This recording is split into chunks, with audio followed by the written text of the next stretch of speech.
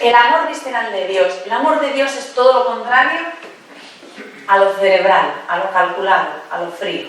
Es visceral. Y para nosotros tiene absoluto sentido porque el corazón de Jesús no está aquí, está aquí. El corazón de Jesús no tiene nada que ver con lo cerebral, más bien con lo visceral. De hecho, el corazón físico de Jesús es una víscera. Y está en las entrañas, ¿no? Escondido, metido en lo más íntimo. Pero no solamente el corazón de Jesús, el amor de Dios Padre, ya en el Antiguo Testamento, es visceral. Es visceral. Y de hecho hay la gran declaración, ¿no? Mi corazón se ha vuelto contra mí. Se estremece el corazón, se conmueven mis entrañas, no cederé al ardor de mi cólera. La cólera tampoco suele ser cerebral, suele ser visceral, ¿vale? Luego, el amor de Dios, las entrañas de Dios tienen fuerza. El amor de Dios no es cerebral, no es lógico, es visceral. Para comprender algo del sufrimiento de Dios, debemos tener en cuenta la distinción entre naturaleza y persona en la Santísima Trinidad, ¿no? Como naturaleza, Dios es omnipotente, absolutamente perfecto, y en Él no puede haber, por naturaleza, no puede haber dolor derivado de una pérdida de vitalidad, porque Él es el viviente, Él es el que vive, el que da la vida por todos y no puede sufrir nunca pérdida de la vida. Por naturaleza, Dios es el viviente. Dios no puede vivir menos, su vida no pierde, por decir, ni cantidad ni calidad. No, por naturaleza es el viviente, el que vive. El Padre es una persona que posee la naturaleza divina y como tal, cuando decimos que en Dios no puede haber dolor, se habla de su naturaleza. Dios, por su naturaleza, en cuanto tal, en cuanto a su naturaleza divina, no puede padecer dolor. Para Él no existe el dolor. El Padre es una persona que posee la naturaleza divina y como tal vive su personalidad, su hecho de ser persona, en una serie de relaciones interpersonales con el Hijo y el Espíritu y con los hombres y los ángeles que Él ha creado.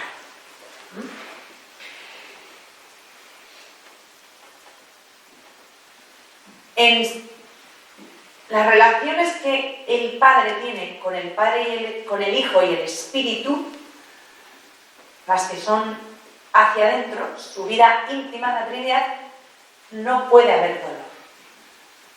Y no lo hay. En esa relación íntima de la Trinidad, el gozo es perfecto. En su unidad perfecta de amor y de vida, está excluida cualquier forma de dolor. Dios, en la Trinidad, en sí mismo, en su intimidad, en su relación intratrinitaria, no padece jamás. No hay ni dolor, ni falta de vida, ni menoscabo de su vida. Pero el Padre no es únicamente Padre del Hijo, es también fuente del Espíritu, ¿no? Es creador del universo. Y al frente del universo ha puesto al hombre, al ser humano. Bien. Con el hombre, Dios tiene una relación distinta que la que tiene con el Verbo y con el Espíritu. De hecho, es una relación fuera de la Trinidad, ad extra, porque nosotros estamos fuera de la Trinidad. Para colmo de desgracias estamos en el tiempo, ¿no? Entonces, la relación que tiene el Padre conmigo, que soy su criatura, soy su hija, pero soy su criatura, es una relación evidentemente distinta a la que tiene con el Hijo, con el Verbo y con el Espíritu Santo. Y en la relación que el Padre tiene conmigo y con cualquier ser humano, el Padre entra en esta relación conmigo con toda su gloria y con todo su amor. ¿Qué significa esto? El hecho de que el Padre, en su relación conmigo, haya entrado con toda su gloria y sobre todo con todo su amor, significa que se ha implicado hasta lo más íntimo de su personalidad, de lo que es Él. Y en esta relación que Él tiene conmigo, sí entra el dolor. Porque yo le puedo herir. Al implicarse con todo su amor, se ha hecho vulnerable a mi respuesta de amor. Esto es la bomba. No es vulnerable al espíritu, no es vulnerable al verbo, y es vulnerable a mí, a mi respuesta de amor, a mi amor o a mi desamor.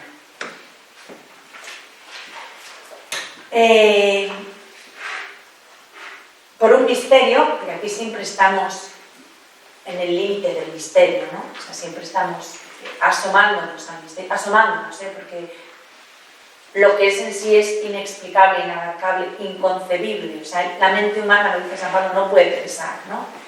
Entonces, digamos que tímidamente nos asomamos y lo que barruntamos, lo que intuimos,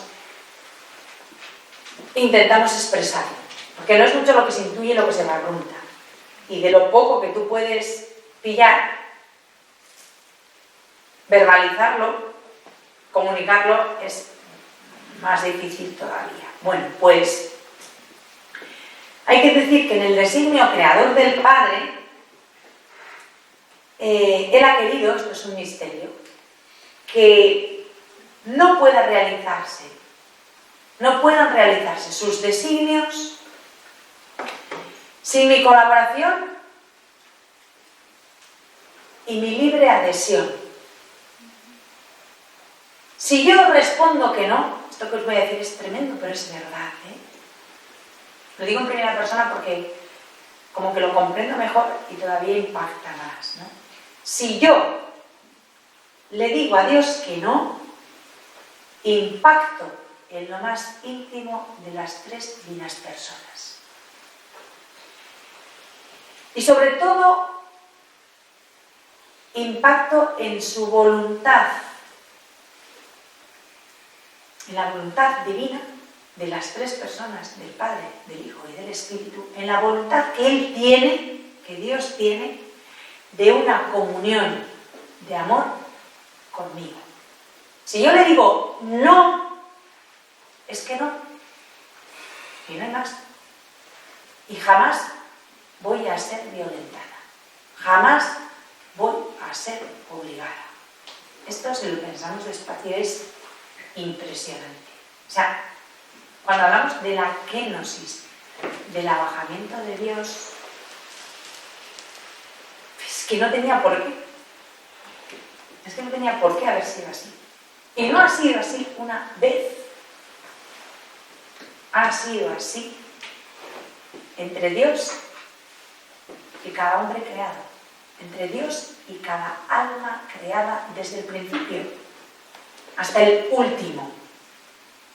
O sea, Dios se ha hecho vulnerable tantas veces cuantas personas han pasado por este mundo. Y se ha sometido a la libertad de cada persona, siempre. O sea, de verdad, cuando pensamos que Él es infinitamente feliz en sí mismo y no tenía necesidad de este cacao, ni de complicarse la vida, se la ha complicado, y decir casi hasta el infinito. Se la ha complicado tantas veces cuantas almas ha creado. Y esto ha sido así desde el principio de los tiempos y va a ser así hasta el final de los tiempos. Esto es impresionante, porque lo es, y sobrecogedor. Entonces, Cuando lo piensas despacio dices, somos imbéciles. Porque ante un Dios así, ¿cómo podemos decir no? ¿Cómo podemos resistirnos? ¿Cómo podemos no fiarnos? ¿Cómo podemos dudar? ¿Cómo podemos tener miedo? ¿Cómo podemos no desear estar con Él cuanto antes?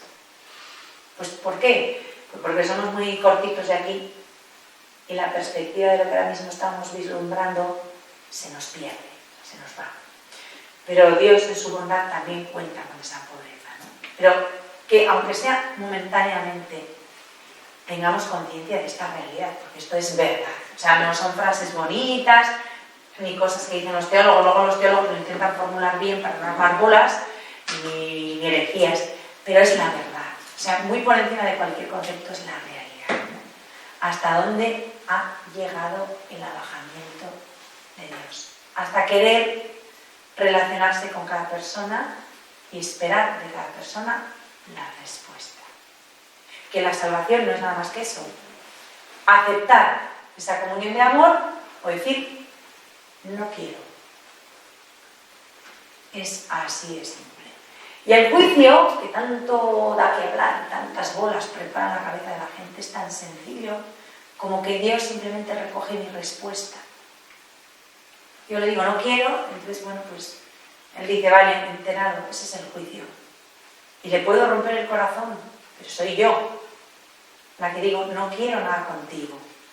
Y soy yo la que me condeno al desamor eterno, que ese es el infierno, y a la soledad eterna. No, con Dios no condena a nadie.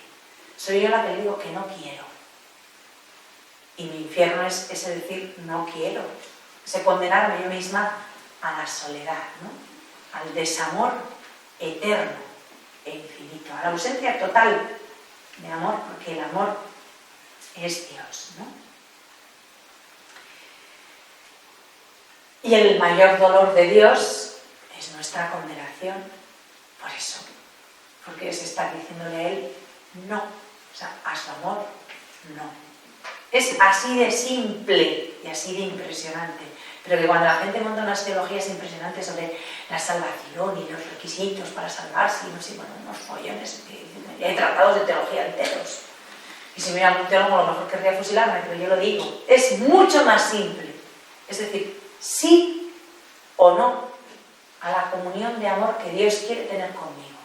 ¿Esa es mi salvación o esa es mi condena? Y la decido yo. Y Dios es el primero que sufre las consecuencias de mi decisión. O goza eternamente conmigo en el cielo, o sufre eternamente mi ausencia. El que yo no he querido estar con Él. Y ya. Es, como veis, bastante más sencillo, no hace falta un gran tratado de teología ni muchísimas para explicar la salvación y la condenación. Es mucho más simple, ¿no?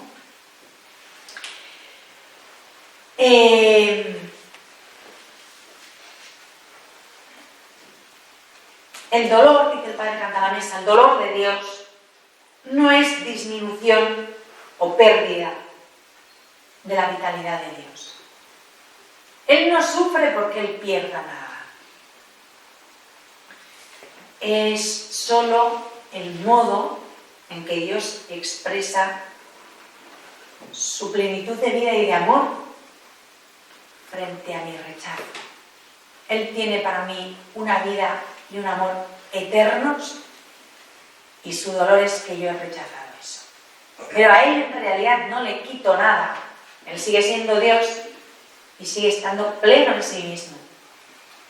En su vida intratrinitaria sigue infinitamente feliz.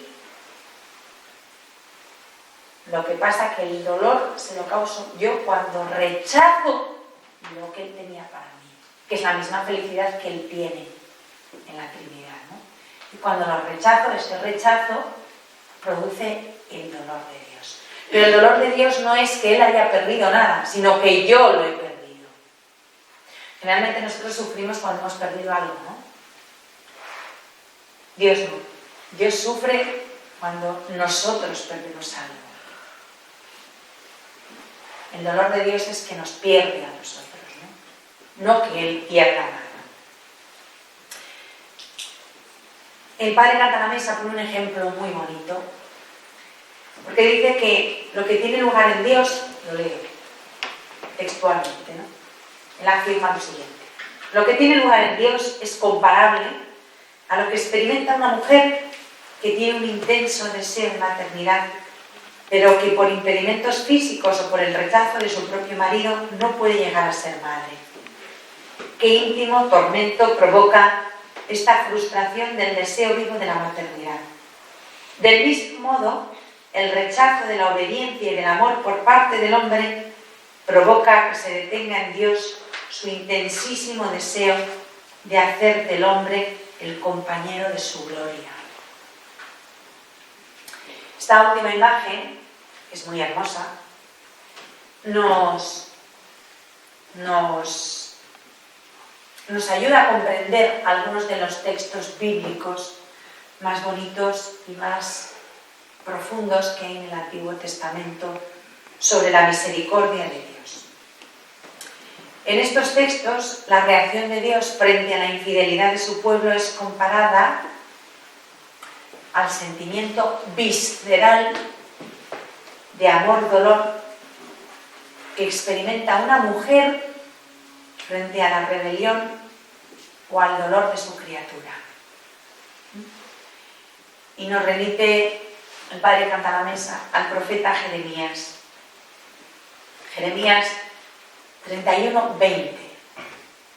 Efraín es mi hijo querido. Efraín es el mismo hijo del que el profeta Oseas nos dice que Dios enseña a Efraín a caminar.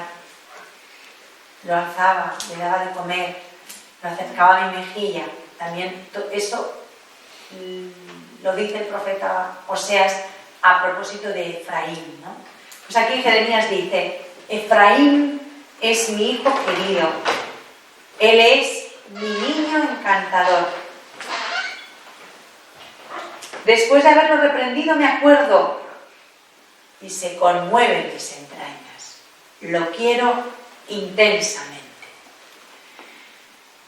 Jeremías 31:20. Después de haberlo reprendido, me acuerdo que se conmueven mis entrañas. Yo no lo había escuchado eso jamás. Si lo había escuchado, no me entero. Jeremías 31:20. Como alguien vuelva a hablar mal de Jeremías, me va a oír. Jeremías lo único que tiene feo es el nombre. Además, Jeremías es una desgracia contra cualquiera. Pero Jeremías es de una hondura y de una belleza impresionante, ¿no?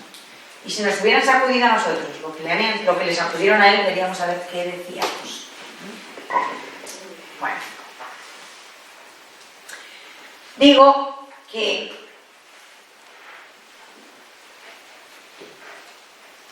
hay una palabra hebrea que es, no sé cómo se pronuncia bien, pero yo lo intento pronunciar según mis luces, de hebreo no sé nada, Rahamim, que se traduce, esta palabra, por intimidad, corazón o vísceras. Tiene esas distintas traducciones, ¿no? Y de esa palabra de Rahamim esa palabra se deriva de Rehem, que indica el seno materno de una madre. Es la misma palabra. Esto es un amor doloroso, como el que experimenta el mismo Jeremías ante la tragedia que está a punto de desencadenarse sobre el pueblo, ¿no?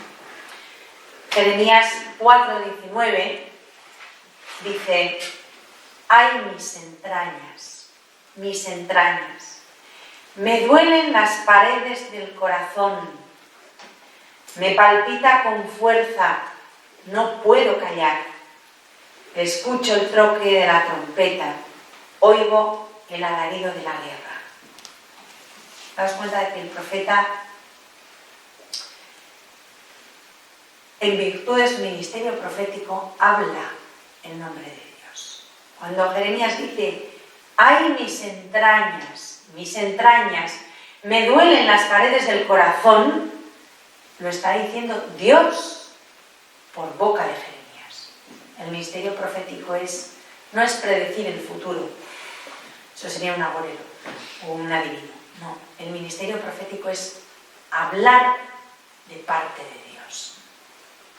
Hablar en nombre de Dios, prestarle la propia voz, las propias palabras a Dios. Luego no es Jeremías el que lo dice, es Dios. De la misma manera que en el párrafo anterior que os he leído antes decía, después de haberlo reprendido, me acuerdo y se conmueven mis entrañas. Este es nuestro Dios, ¿no? Nos lo presenta así Jeremías. Jesús se encarna, Jesús hace carne todo esto, pero ya Dios se había mostrado y se había revelado en el Antiguo Testamento. ¿Qué quiere decir esto aplicado a nosotros hoy? Pues es como si el mismo Dios acercara a sufrir las consecuencias del pecado de su pueblo. Hemos pecado nosotros y Dios sufre las consecuencias. Y con esto, de alguna manera, preanuncia, adelanta lo que va a suceder después en la cruz. Porque la cruz es la consecuencia de nuestro pecado. Jesús la sufre, Jesús la padece y acepta sufrirla. O sea, nadie me quita la vida, soy yo quien la entrego, ¿no? Él va a la cruz porque quiere ir. Acepta las consecuencias de nuestro pecado. Lo hace Jesús, venido en carne, ¿no? Dios, venido en carne. Pero ya en el Antiguo Testamento se nos anticipa esta realidad, esto que va a suceder. El pueblo, nos dice Oseas, otro profeta impresionante, es siempre reacio a la conversión. Y este pueblo de hoy, pues también sigue igual, ¿no?, que el del Antiguo Testamento. El pueblo de la Nueva Alianza, igual que el pueblo de la Antigua Alianza, siempre es reacio a la conversión. Bueno, pues, y cuanto más intenta Dios atraernos hacia sí, más reacios somos nosotros a convertirnos, a comprender lo que Dios nos quiere dar, y más proclives, más inclinados a los ídolos. Eso pasaba en el Antiguo Testamento y pasa en el Nuevo. Y para nosotros es reciente y obvio y tangible lo que ha pasado con el corazón de Jesús, ¿no? Jesús intenta traernos hacia su corazón, y cuanto más intenta Él atraernos hacia su corazón, más duros de mollera somos, más tardos para comprender y más inclinados a los ídolos de Dios, que son variados, ¿no? Y ante esta situación, ¿qué hace Dios? Pues nos podría haber mandado a hacer gárgaras y no hubiera hecho nada malo. Hubiera sido muy lógico, muy normal y muy razonable. Ya nos ha dado todo. No queremos, porque somos tontos o cazurros o cabezones o como lo queramos decir, pues mira, como dice la gente, yo no quiero líos. Que no es mentira. Y no hubiera hecho nada malo, hubiera hecho algo absolutamente normal, lógico. Pero es que Dios no es nada lógico. Es un tipo peculiar, la verdad. Yo lo poco que le conozco voy entendiendo que es un tipo muy peculiar. Las ocurrencias son... Entonces, ¿nos abandona? No. ¿Nos destruye? No.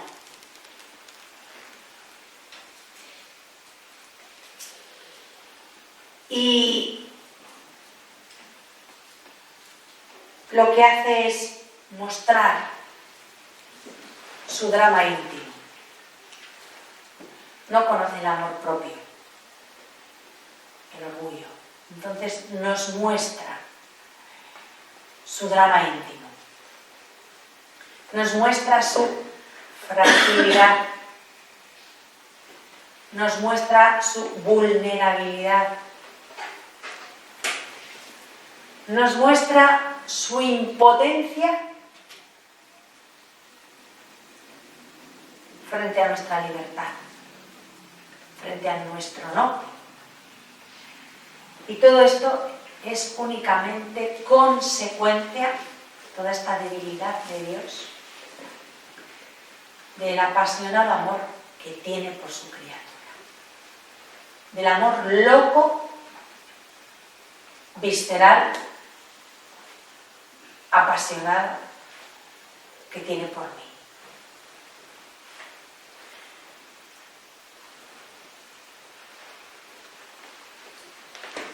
De hecho, en Oseas 11, 8, 9, nos dice, en otra traducción distinta de la habitual, que es muy hermosa también, que solamente con pensar Dios que su pueblo pueda ser destruido, le da un vuelco al corazón, no puede. Esa posibilidad le pone, dice Oseas 11, 8, 9, mi corazón está perturbado, es otra traducción. Se conmueven mis entrañas, no actuaré en el ardor de mi cólera. No volveré a destruir a Efraín, porque yo soy Dios y no hombre, santo en medio de vosotros, y no me dejo llevar por la ira. Un hombre, en semejantes circunstancias, pues probablemente se dejaría llevar por el ardor de su ira, y normalmente pues lo hace. Pero Dios no, porque es Dios, no es hombre. Él es santo, Él es distinto. Si nosotros somos infieles, nos dice San Pablo en la carta a Timoteo, Él permanece fiel. Dios es fiel siempre a su alianza. Siempre, siempre, siempre. Si algo va mal, la culpa nunca es de Él.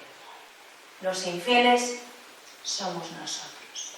Dios es fiel siempre, siempre, siempre, porque Dios no puede negarse a sí mismo. Nosotros sí. Nosotros nos negamos a nosotros mismos y a quien se ponga por delante, o sea, sin ningún tipo de problema. Pero Él no. Entonces toda esa gente que se enfada con Dios y le echa la culpa de lo que pasa, van a decir, pero bueno, encima, Dios es fiel, porque no puede negarse a sí mismo.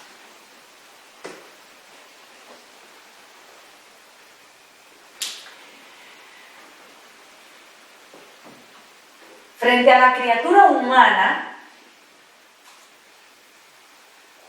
Dios se muestra desprovisto de toda capacidad. Es la impotencia más grande.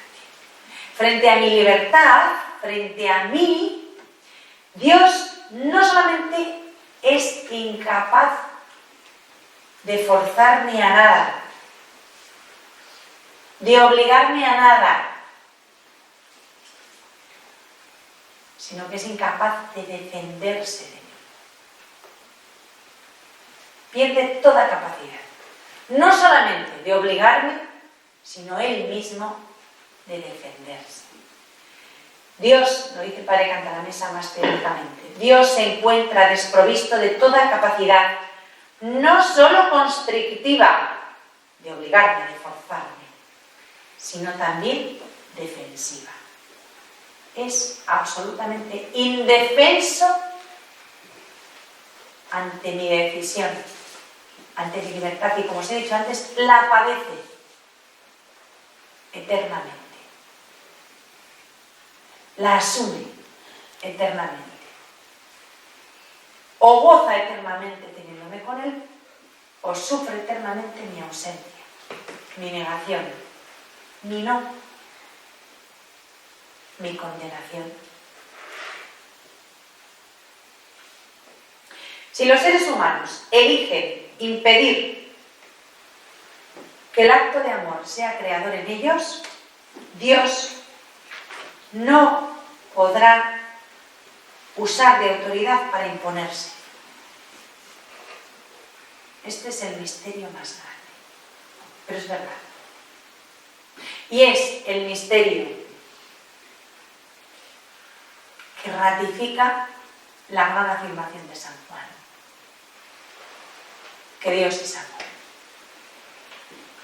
Si Él pudiera obligarme a algo, no sería amor. Porque el amor es gratuito.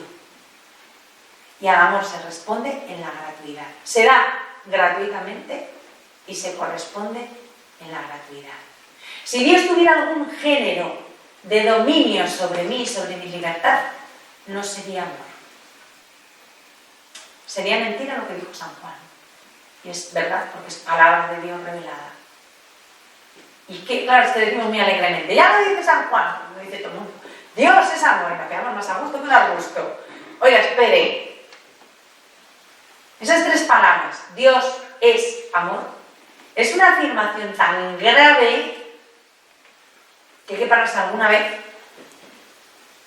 a desmenuzarla en serio y a intentar ahondar en el significado de esas palabras.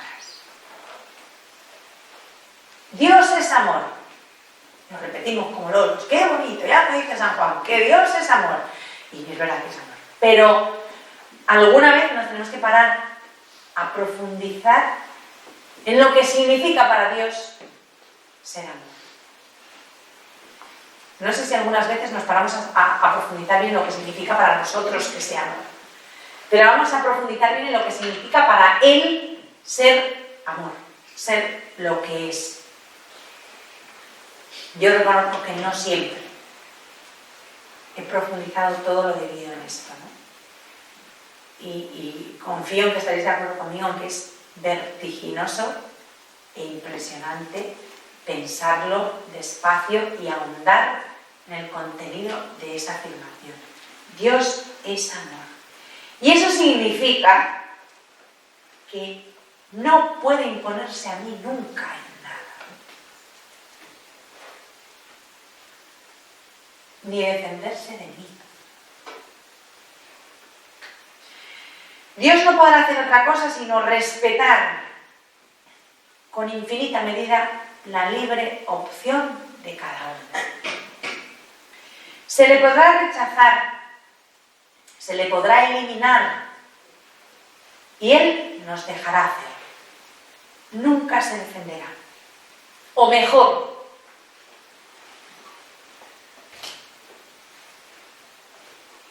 y esto es lo más gordo, su manera de defenderse, de vengarse y de defender a los hombres contra su mismo abajamiento será la de amar todavía y siempre eternamente. Ante mi pecado, es la negación del amor de Dios, el rechazo de Dios, Dios reacciona amándome más. Nada, nunca va a poder impedir que Dios me ame. Nada, nunca me va a poder obligar a mí a amar a Dios. Solamente mi libre opción.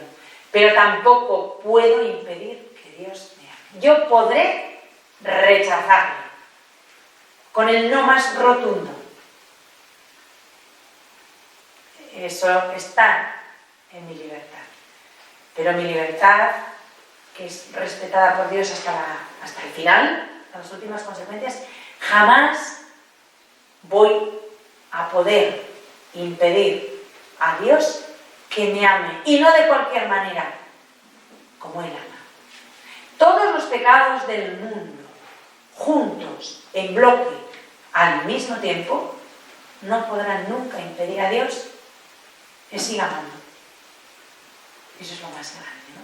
Su manera de defenderse es amarnos más. De hecho, la cruz es la respuesta de Dios al pecado del hombre.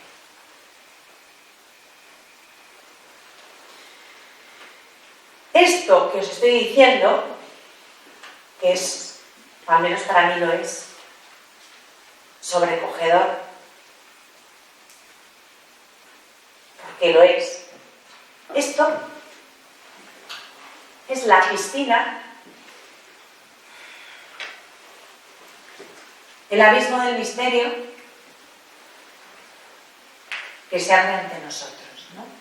Entonces, ahora, en este tiempo de misericordia, en este año de misericordia, lo que nos queda es lanzarnos de cabeza a esa piscina, zambullirnos en ella y gozar de ella. Después de que te asomas a estas verdades, a estos abismos, ¿qué nos queda? Gozarlos, disfrutarlos, saborearlos. Yo entiendo mucho más todavía, siempre lo he entendido, pero leyendo esto y profundizando esto estos días y reflexionando en esto, entiendo cada vez más a Santa Teresita y su audacia, ¿no? Porque si tú vislumbras esto, barruntas esto, intuyes esto, es imposible no sentir una confianza ilimitada. Es que lo raro es no confiar cuando estás viendo esto, ¿no?